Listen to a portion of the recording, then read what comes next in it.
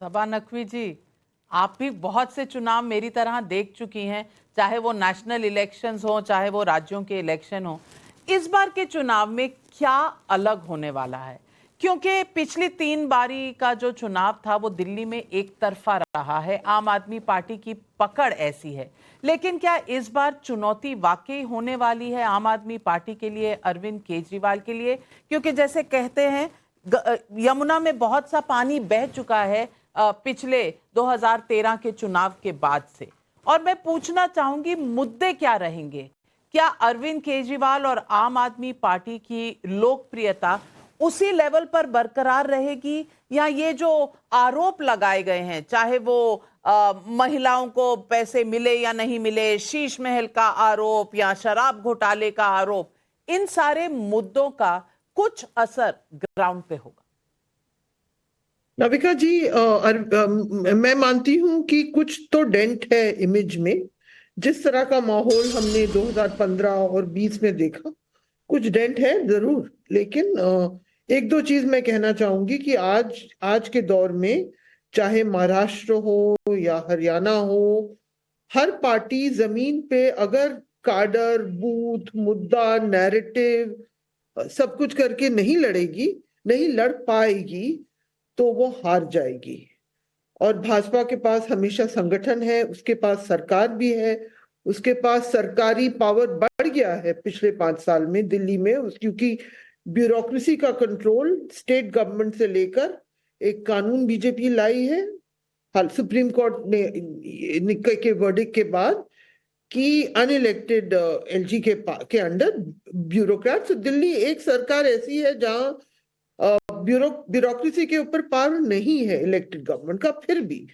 फिर भी ये सब चीजों के बावजूद तो इसीलिए कांग्रेस का रिवाइव करना मैं बहुत कठिन मानती हूँ। सबसे पहले मैं सबसे थर्ड प्लेयर को आउट करके कांग्रेस, क्योंकि उन्होंने वो जहां पे उनका था हरियाणा, महाराष्ट्र में वो पार्टी ढंग से लड़ नहीं पाई, तो हम क्यों उम्मीद करेंगे? और वहां पे जहां एक, मैं आपको रीजनल पार्टी कहना दिल्ली के उसमें थोड़ा इनएक्यूरेट है, क्योंकि आपके पास नेशनल पार्टी का स्टेटस मिल गया है, क्योंकि पंजाब में भी सरकार है, थोड़ा थोड़ा वोट शेयर, गुजरात वगैरह, उनको टेक्निकली इलेक्शन कमीशन ने नेशनल पार्टी स्टेटस दे दिया है।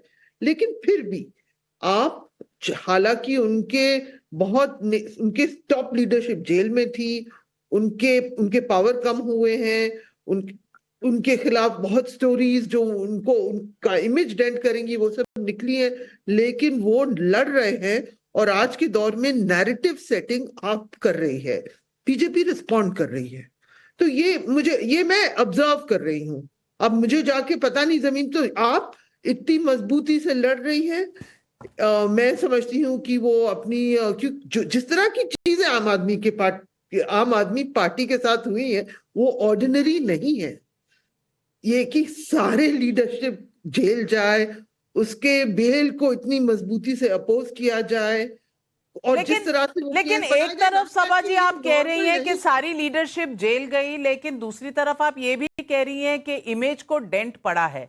तो दोनों चीजें कैसे सही हो सकती? नहीं नाविका जी, अगर इमेज, तो हम फिर कह सकते हैं कि अडानी जी का भी इमेज डेंट होता है कि नहीं? जब बीजेपी के पास मुल्क का सारा इलेक्टोरल बॉन्ड से धन उनके पास जाता है, जब सारा जो अभी टाइम्स ऑफ इंडिया ने पेज 1 पे स्टोरी करी कि सारा इलेक्टोरल फाइनेंस उन्हीं को मिल रहा है, तो क्या हम कहते हैं इमेज डेंट? हम वो हटा के, इसमें कोई शक नहीं है कि भाजपा के पास ये डेटा का पॉइंट है, इतना पैसा है कि कभी हिंदुस्तान के इतिहास में किसी पार्टी के पास नहीं था, ये कांग्रेस के पास भी नहीं था जितना भाजपा के पास आज के दौर में है। प्रदीप भंडारी जी, क्या चुनाव इन मुद्दों पर होगा? क्या इमेज डेंट हुई लेकिन फायदा बीजेपी को नहीं मिलेगा? ये सारे सवाल उठकर आ रहे हैं, आपका जवाब? मैं पहली बात तो सबा नकवी जी से डिसएग्री करता हूं कि नैरेटिव आम आदमी पार्टी सेट कर रही है। है। अगर नैरेटिव आम आदमी पार्टी सेट कर रही होती तो कल इनको 11 बजे सुबह शीश महल के बाहर जाकर अपनी सफाई नहीं देनी होती। शीश महल के ऊपर घबराए हुए, और कल ही इन्होंने सभी चैनल्स के अंदर अपने ऑफिशियल स्पोक्स पर्सन को नहीं भेजा था शीश महल की डिबेट पे, तो पूरी तरीके से घबराए हुए। अब मैं डेटा वाइज आना चाहता हूं भाई। 32% हमारा वोट शेयर था नविका जी 2015 में। 2020 के अंदर हमारा वोट शेयर हुआ 38.5%, जो 6% इंक्रीज हुआ था, और हमारा अभी तक के इतिहास का सबसे हाईएस्ट वोट शेयर इंक्रीमेंट हुआ था। आम आदमी पार्टी का वोट शेयर पिछले 10 साल के अंदर सिर्फ कांस्टेंट रहा है। तो अगर हमारा 15 से 20 के बीच में जितना इंक्रीमेंट ऑन वोट शेयर रहा है, जिसमें सब लोग मानते हैं कि 20 के अंदर कोई लड़ाई नहीं थी, अगर हम उसका आधा भी वोट शेयर इंक्रीमेंट करते हैं तो हम सरकार बना रहे हैं दिल्ली के अंदर। Point number 1। पॉइंट नंबर 2, इनकी स्थिति देखिए, 25 विधायकों को इन्होंने बदला। दूसरा, दिलीप पांडे इनके खुद के जो विधायक जो 30,000 वोट से जीते थे, इनको टिकट नहीं लेने के लिए वो नहीं डरे, इनको टिकट नहीं मिला। इनके सबसे ज्यादा वोट से जीतने वाले व्यक्ति राजेंद्र पाल गौतम, जो 50,000 वोट से जीते थे, उन्होंने आम आदमी पार्टी छोड़ दी। आप मुझे बताइए, अगर इनको लगता आम आदमी पार्टी वालों को जो 50,000 वोट से जीते हैं कि भाई आम आदमी पार्टी सरकार में आ रही होती, तो क्यों 50,000 की वोट पे शेयर वाला मार्जिन भी कांग्रेस ज्वाइन करता है, भाजपा ज्वाइन करता? क्योंकि सबको अंदर पता है कि आम आदमी पार्टी चुनाव हारने वाली है, और ये वोट शेयर के डायनेमिक्स भी बता रहे हैं। मैं तो वापस से नविका जी आपके शो पे पूछूंगा, क्या 10 साल में यमुना साफ हुई कि नहीं हुई? अगर यमुना साफ हुई तो मैं भैया इनके लिए वापस से आपके शो पे दूसरी बार कह रहा हूं कि ताली बजाऊंगा, पर ये नहीं जवाब दे पाएंगी। दूसरी बात कहना चाहता हूं मैं, आपका ही इंटरव्यू की क्लिप अगर आपको याद हो, ये अरविंद केजरीवाल आपके साथ में ही बैठे हुए थे। आपको याद होगा कि ये कह रहे थे कि लोग ब्लेम करते हैं कि भाई यमुना साफ नहीं होती, कोई हरियाणा को ब्लेम करता है, मैं किसी को ब्लेम नहीं करने वाला हूं, ऐसी ये बात कर रहे थे। तो मेरी बात पहली चीज। दूसरी, ये अरविंद केजरीवाल का वीडियो, कहते थे ये क्या है राष्ट्रपति भवन में 300 कमरे, देश इतना गरीब है, 2 BHK में रहना चाहिए, ये सब कमरे जो है गरीबों को देने चाहिए। अब बताइए, खुद 50 करोड़ के शीश महल में रह रहे हैं सिर्फ 3 लोग, 4-5 लोगों का परिवार, तो जवाब तो इनको देना है ना सरकार में। रीना गुप्ता जी, रीना गुप्ता जी जवाब दो या इन्हीं का प्रवचन चलेगा? समय खत्म हो जाएगा। रीना गुप्ता के लिए प्रशंसा करूंगा। समय खत्म हो जाएगा नविका जी, जवाब दीजिए ना रीना जी। नविका जी देखिए, प्रदीप भंडारी वादों की तो बात ना करें। पूरा देश वेट कर रहा है, युवा वेट कर रहा है कि कहां है वो 22 करोड़ नौकरियां जो मोदी जी ने प्रॉमिस की थी, कहां है वो किसानों की आय दुगनी? आज भी किसान धरने पे बैठे हुए हैं। कहां है सबके लिए पक्के मकान? और गंगा मैया तो अभी भी वेट कर रही है कि मोदी जी कब पहुंचेंगे, और हजारों करोड़ों का खर्चा करने के बाद भी गंगा मैया मैली की मैली रह गई। तो वादों की तो प्रदीप भंडारी बात ना करें, पहली बात। दूसरी बात, आम आदमी पार्टी ने अपना पूरा विजन दिल्ली की जनता के सामने रख दिया। हमने 70 के 70 कैंडिडेट दिल्ली की जनता के सामने रख दिए। भारतीय जनता पार्टी क्या कर रही है? गाली गलौज। दिल्ली की जनता के लिए क्या विजन है कुछ नहीं पता, मुख्यमंत्री कौन बनेगा कुछ नहीं पता।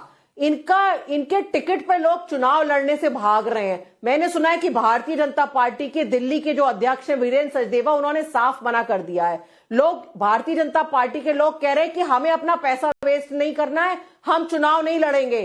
फोर्स किया जा रहा है पुराने सांसदों को, मीनाक्षी लेखी वगैरह को, कि आप चुनाव लड़िए। सब कह रहे हैं कि हम हारने वाले भारतीय जनता पार्टी वाले, तो हम चुनाव क्यों लड़ें, क्यों पैसा वेस्ट करें? तो ये तो हालत दिल्ली की भारतीय जनता पार्टी की है। और जब दिल्ली की जनता, कितने पैसे लग जाते हैं चुनाव में रीना गुप्ता जी, और आम आदमी पार्टी के पास इतने पैसे कहां से आते हैं? सवाल तो लोग ये भी पूछेंगे, और जनता सवाल पूछ रही है। शंकर लाल राठौर का देवास मध्य प्रदेश से सवाल है, जब शीश महल का खुलासा हुआ तभी आम आदमी पार्टी के लोग मीडिया को दिखा देते तो इतना हंगामा होता ही नहीं।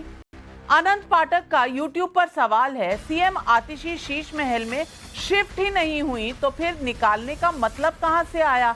क्या वो केजरीवाल के सम्मान में शिफ्ट नहीं हुई और अब अलॉटमेंट रद्द हुआ तो क्या झूठा नैरेटिव नहीं बना रही?